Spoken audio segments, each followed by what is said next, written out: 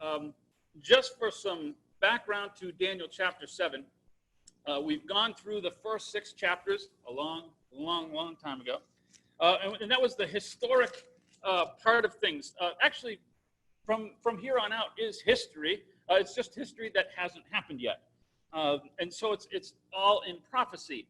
And actually, because Daniel structures his book this way, we're going to back up in time in terms of when these visions are given. We kind of went through and saw the end of Babylon, and now at the end of chapter 6, Cyrus and Darius were taking over from Medo-Persia, right? And we're even going to get into some of that today.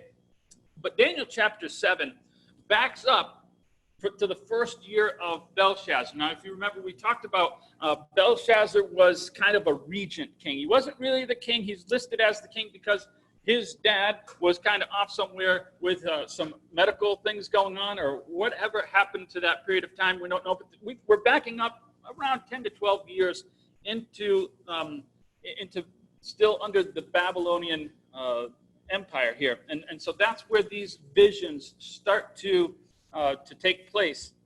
And they're going to be the unfolding of history. One thing also that you'll notice as we read through here is kind of important. And it comes into play when you read Revelation, actually. In fact, some of the details and pictures of Daniel are repeated in Revelation. But Daniel is structured with the visions, what we call cyclically. In other words, you'll even recognize, and we'll kind of reference similarities between this chapter and Daniel chapter 2. Remember that statue and everything? This is going to mirror that. And so what happens is Daniel will say things kind of generically and really broad, and then he goes back through a couple of times and he gives it some more details. He'll pick out little things and he'll give details about things that are going to happen. So we're going to read some of those events, and we're going to try to find these in history, and we're going to try to get some lessons. So we're going to start in Daniel chapter 7, verse 1. I better take the water here before we... Long chapter here. It says, in the first year of Belshazzar, king of Babylon, Daniel had a dream, and visions of his head while on his bed, and he wrote down the dream, telling the main facts. Daniel spoke and said, I saw in my vision by night, and behold, the 4 winds of heaven were stirring up the great sea. The 4 great beasts came up from the sea, each different from each other, and the first was like a lion and had eagle's wings, and I watched till its heads were plucked off. It was lifted up from the earth and made it to stand on 2 feet like a man. A man's heart was given to it. And suddenly another beast, a second like a bear, was raised up on one side, and it had 3 ribs in its mouth between its teeth. And they said to it, arise and devour much flesh. Now after this I looked, and there was another like a leopard, which had on its back 4 wings of a bird. The beast also had 4 heads, and dominion was given to it. And after this I saw in the night visions, and behold, a 4th beast, dreadful, terrible, exceedingly strong. It had huge iron teeth. It was devouring, breaking in pieces, and trampling the rest with its feet, or the residue. It was different from all of the beasts that were before it. It had 10 horns. I was considering the horns, and there was another horn, a little one, coming up from among them, before whom 3 of the first horns were plucked out by the roots.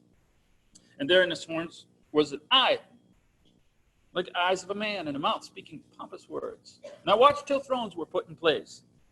And the Ancient of Days was seated, and his garment was white as snow, and the hair of his head was like pure wool, and the throne was fiery flame, and the wheels were burning fire. A fiery stream issued, and there came forth from him 1,000 thousands ministered to him. 10,000 times 10,000, that's 100 million. 10,000 times 10,000 stood before him. The court was seated, and the books were opened. And I watched then, because the sound of pompous words which the horn was speaking. I watched till the beast was slain, and its body was destroyed and given to the burning flame.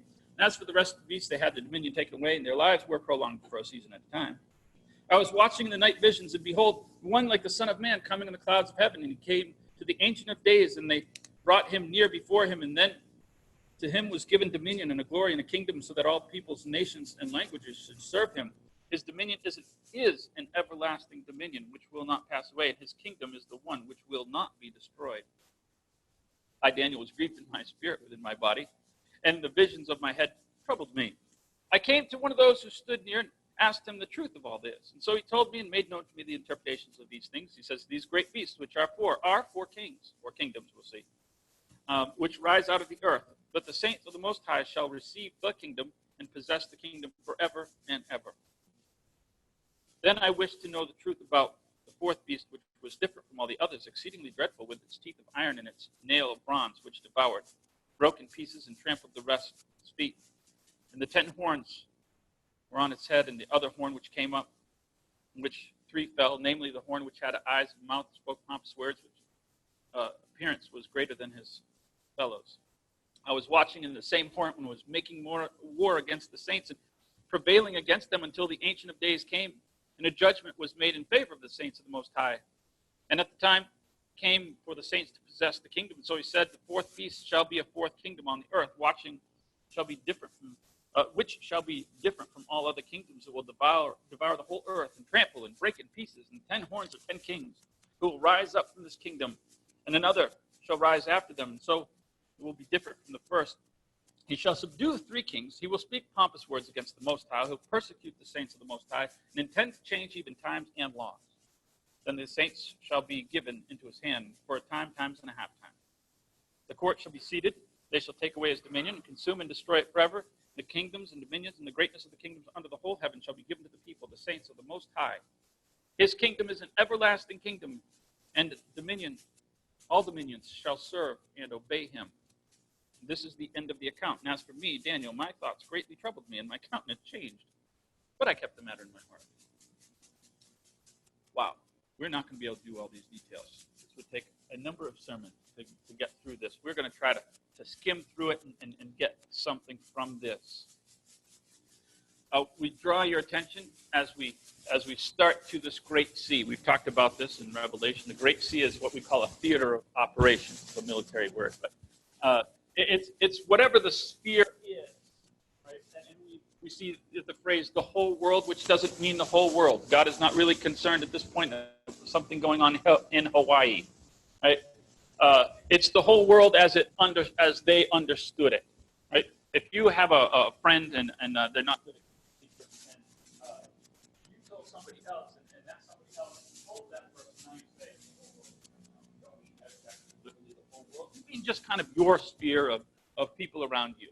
And that's what this means. This sea, this Great Sea, this world where Daniel was in, this section of the world was going to have these 4 things happen. Well, we've seen these 4, haven't we? We've seen 4 things before, and he's going to run through the same thing, and we're going to see exactly how similar these are, these pictures of things. And so we have 4 kingdoms, again, 4 empires. And so this will actually be, the structure of this vision will be copied several times, referred to several times in the book of Revelation.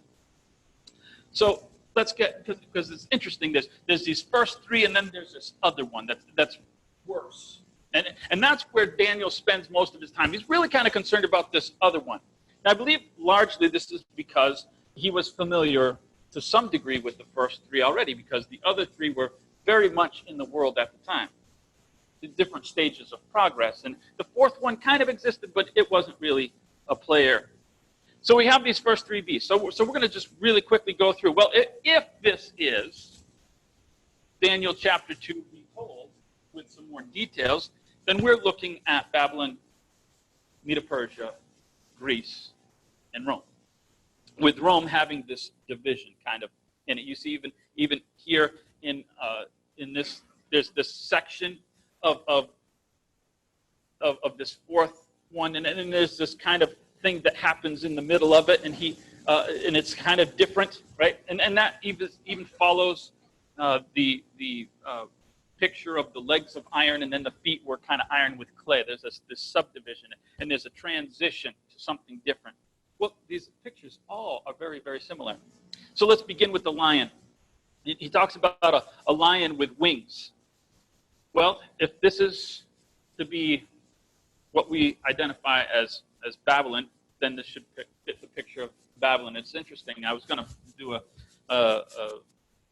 PowerPoint here, but for the sake of time, we're going to skip it this week, and we'll see if we get to it next week. But it is interesting that in Babylon, the rulers pictured themselves, their statues that they commemorated themselves. A lot of talk about statues.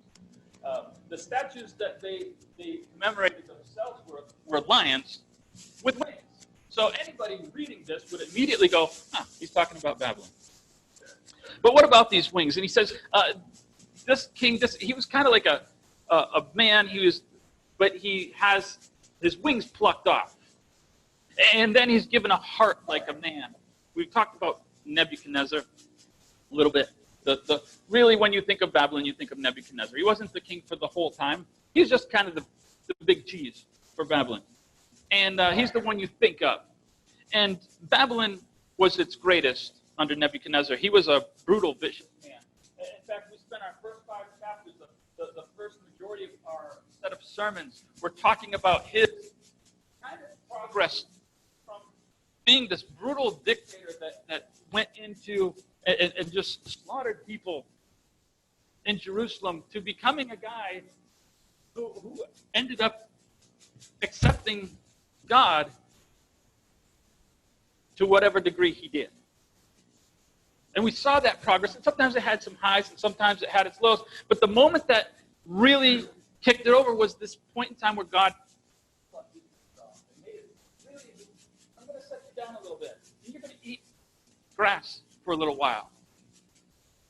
Until he came to his senses, and God picked him up. He now has the heart of a man. A human being, kind of. To understand and to be compassionate. And that's this picture. So we move on to bear. The bear was raised up on one side. We talked about the picture of even this. It was the shoulders, the arms, chest of Medo-Persia. Medo-Persia was the nation of Media, and it was the nation of Persia. It rose to power under Media, who was under Cyrus's father-in-law. But Cyrus, he was the general, much like Nebuchadnezzar had been a general. But Cyrus soon took power. He was married to I don't remember the name of the king's name, but so Persia ends up becoming the dominant power. It raises up on one side, and Media is almost lost. We don't even refer to it anymore as that. We just refer to it as Persia. It was raised up on one side, and it has these 3 ribs in its mouth. Well, as Medo-Persia goes out into the world, it conquers 3 areas. Lydia, which is Turkey, Babylon, obviously, and then Egypt. And this is what it consumes. So let's move on to the leopard. Leopard's kind of interesting. A leopard, fast cat, a little smaller. But this one has 4 wings, and it has 4 heads, and that's kind of interesting. It's an important thing. Wings, of course, the loftiness, but the quickness. And there's 4. There's going in each direction. And the nation of Greece under Alexander the Great had an incredibly fast conquest.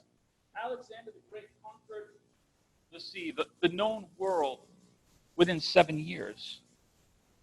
All of this greatness under Persia was not matched by Alexander the Great.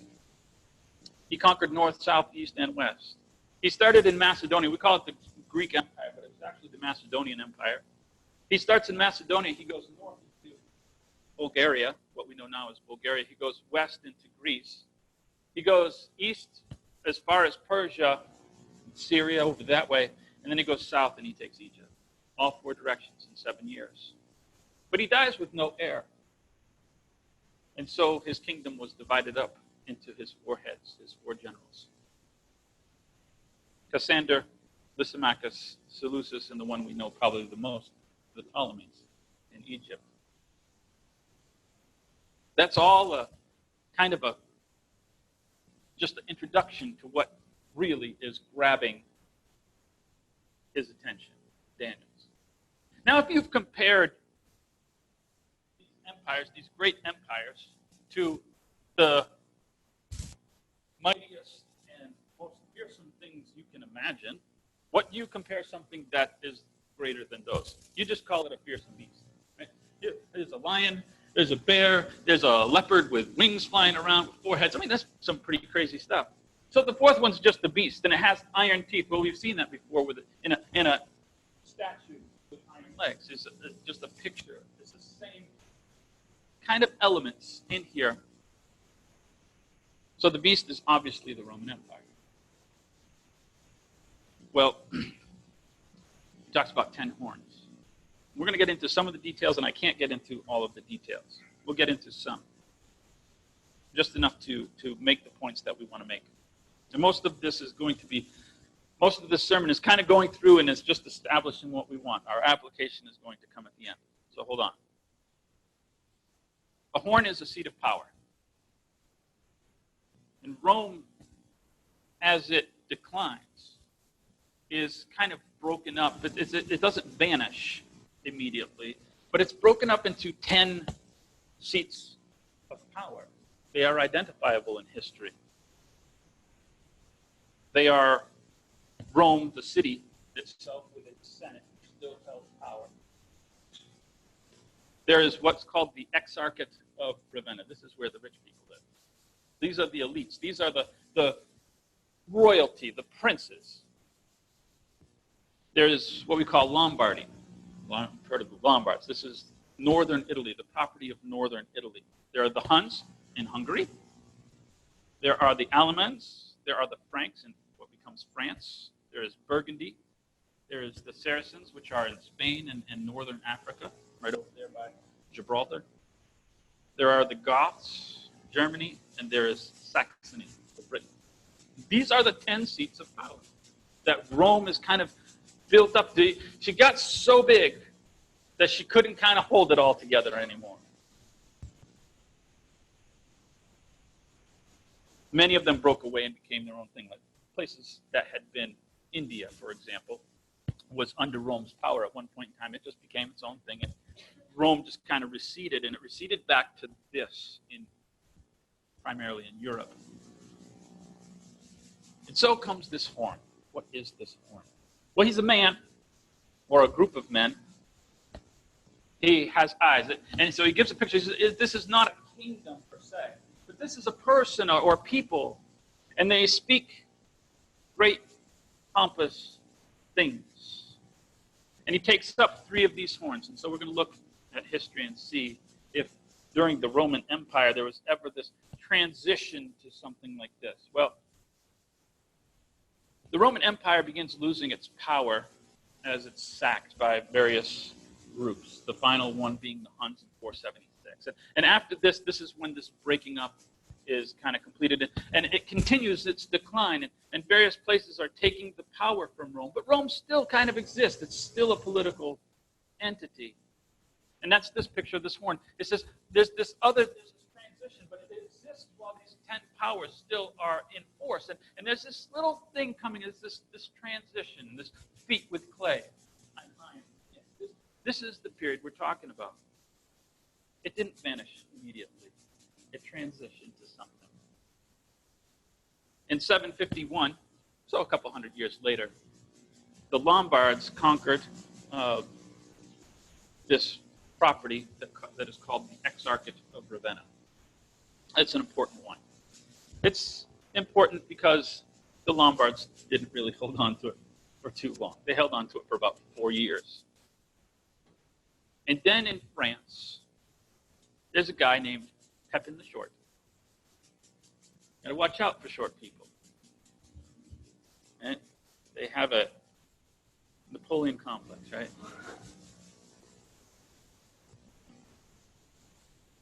Pepin conquered Lombardy.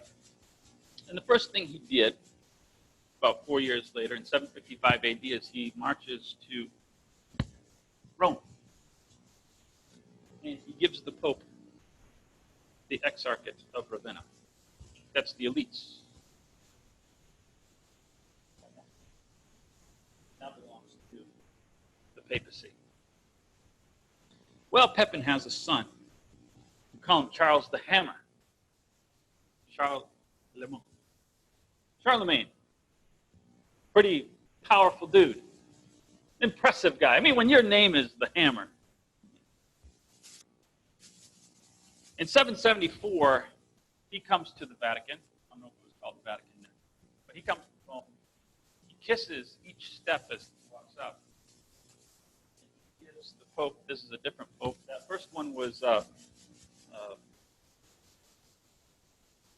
think the first one was Pope Stephen II. This is Pope Adrian the First.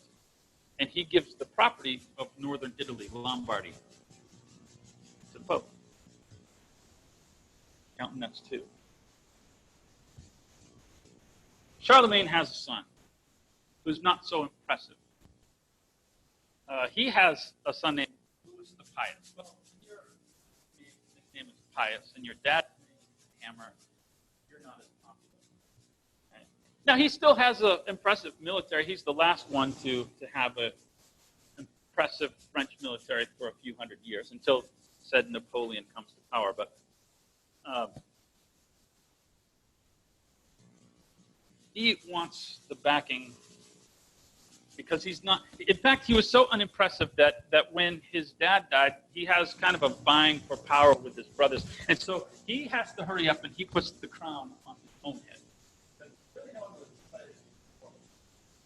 So he doesn't have a lot of cachet to walk around with, and he wanted that. Around the same time, one of the popes, as they did frequently, seemed to die. They had short lifespans there. And so there's a guy by the name of, well, who will take the name of Stephen IV. He wanted to be the pope. Popes were elected. This is an election year. It's not unlike papal elections. There's a lot of politics going on. And so there's a quid pro quo. You heard that phrase before? You have a king who wants some power, and you have a guy who wants to have this power. So what they did and what they decided was how to rig the system. Now we have to understand that bishops kind of did double. Bishops or cardinals were also senators in the city of Rome. So here's how they figured things out.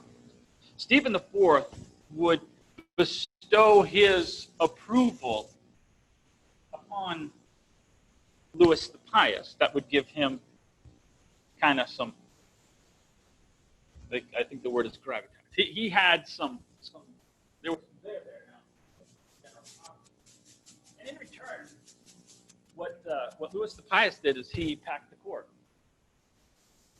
He expanded the number of senators in Rome and conveniently placed people in that like Stephen IV. Guess who got elected? Stephen IV. And so the Senate of Rome is now under allegiance papacy. There's three horns. They now have the political leaders. They now have the elites. And they now have property. Back up a little bit. The title that these popes, in return for their favor, gave to the French kings was the Holy Roman Emperor. We see a transition from a purely political power to a religious political power, in other words. It now had, and from this point on, I say, Louis the Pious is the last real ruler in Rome for a long time. The seat of power will now rest not with the Roman emperor. That's just a figurehead title from now on. But it rests with the papacy, who can enforce what they want. That's not really our main takeaway. By the way, if we want to get to the boasting of great things, I want you to read just one quote.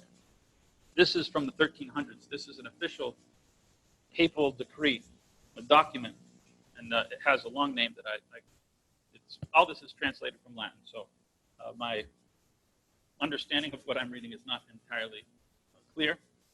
This is just a quick quote. It says, "But to believe that our Lord God the Pope is the establisher of said decretal," some decree that he made, "and of this he could not decree, or doesn't have the power to decree, just as he did, should be accounted heretical." Now, what did I just say? Well, from the best I can do. Apparently there was some disagreement as to whether whoever the Pope was in 1300 had the right to make some law. And his saying that he didn't have the ability to make this rule was considered blasphemy. That's not the worst part of this quote. The worst part of this quote is that he is called Lord God the Father in an official document, speaking great, pompous words. I do not want to stand ever. I do not want to be the guy standing at the throne of God. God says, your name again?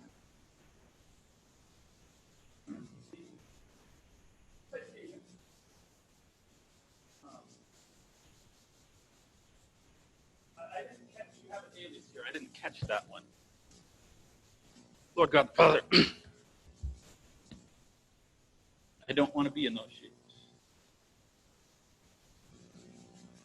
Now, as we look at this, there's a miscalculation that a lot of people do. Because in trying to understand this, not everyone has come to these conclusions.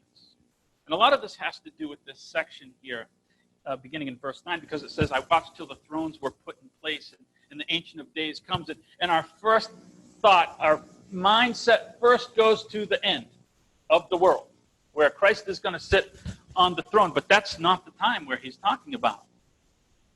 We know this because he continues on and he says that this power will continue for a little while.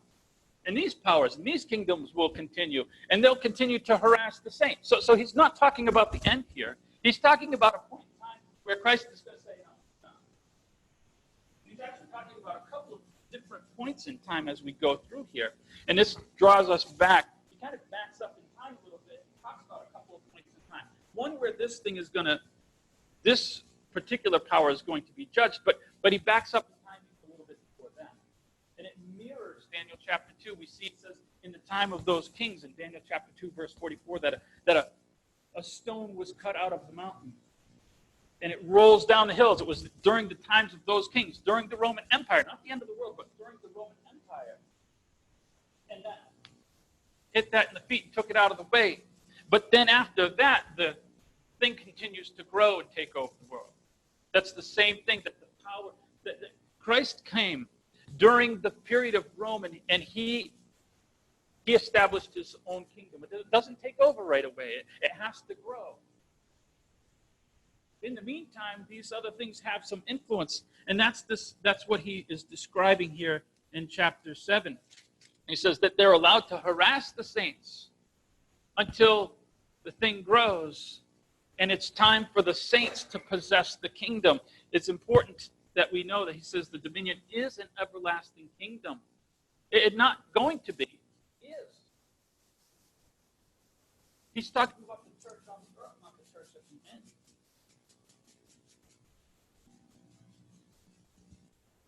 We look at some of the things that I have said you don't track with. When I look at the Catholic Church, we see a great ally in many cases. We see a church that has spent its money and its vast resources to fight for religious freedoms. It has. To lobby against abortion. To do incredible things. That doesn't look like the picture that I just presented from Daniel. So for this reason, a lot of people said, that's a strange interpretation of this chapter. That is because we live in a period of time when God has already said enough is enough. You and I don't live in the 1400s, when people were burned at the stake for translating the Bible to be held. We don't live in a time period where you had to fear for your life if you said things that were not correct. It's a different period of time. We haven't lived under the Spanish Inquisition, which was a Catholic thing. Right? That was something that was political. We have lived in a time where God says enough is enough.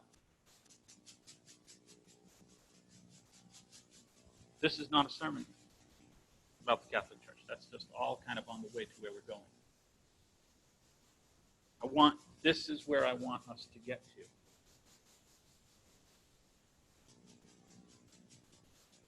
Daniel is in the closing years of Babylon. He's kind of had enough of his own. He's seen a lot of stuff. We've described the stuff, and every time something goes wrong, remember we talked about they have to drag him off the mothballs and say, hey, fix this. Fix right around. Can you fix this one? Right? All the way down to Belteshazzar. Drag him out. Okay, can you fix my son? He's just me. He tried. That doesn't work. Right? Daniel's seen a lot. He's kind of tired of it all. And we see at the end of this, he says, this is the end of the account. As for me, my thoughts greatly troubled me. He didn't understand all of it. He kind of wanted to know, and he got only a little picture. You ever wanted to know how it's going to turn out? Yes, I would right now like to know how it's going to turn out. Do your thoughts greatly trouble you? Yes. Yes, I have got it under control. When I say enough is enough, it will be enough. His thoughts greatly trouble me, but that's not the verse I want to draw out. See, the important verse, I think, is the verse right before that. The kingdom and dominion and the greatness of the kingdoms under the whole heaven shall be given to the people, the saints of the Most High. His kingdom is an everlasting kingdom. And all dominions shall serve and obey him. We do not live in a period of insecurity. Oh, yes, your 401k might be up and down.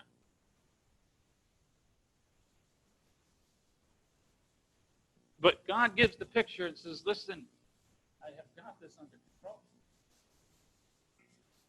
I can't imagine a time more volatile than living in Daniel's time and saying, oh, yes, you live in a time of an awful empire. Guess what? They're only getting worse. You've got three of them that are going to get worse. We're going to go through in the next couple of chapters. He's going to detail some really horrific things.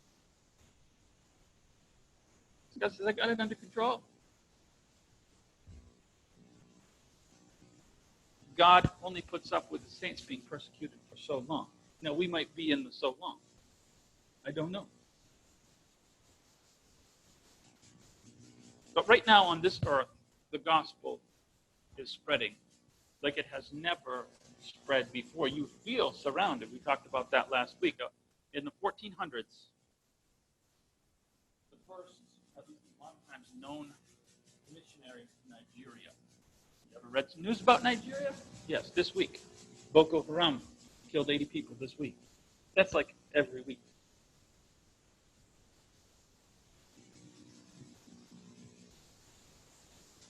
According to estimates, 53% of Nigeria identifies belonging to some Christian denomination. Nigeria. The largest African population, largest country in Africa. They had their first Christian missionary 600 years ago.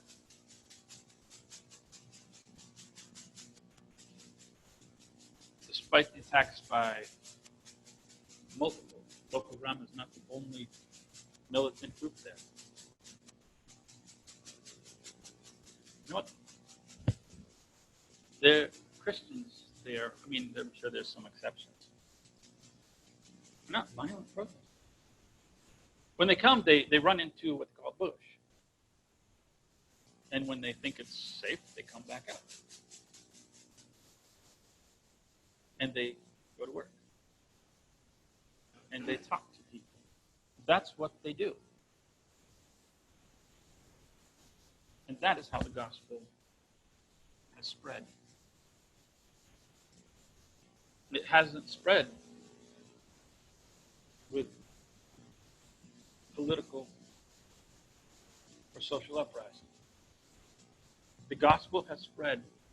People realize that we are the kingdom and we are saints, and we have our mission, and our job clearly defined. That's how this has been accomplished. So, as we close, I want you to do a couple of things. I want you to obviously pray and look for the deliverance, not just the deliverance at the end of the world, but look for the deliverance now. We are God's kingdom now. God has his eyes on his people now. Then I want us to walk out those doors with the confidence to be a part of that movement.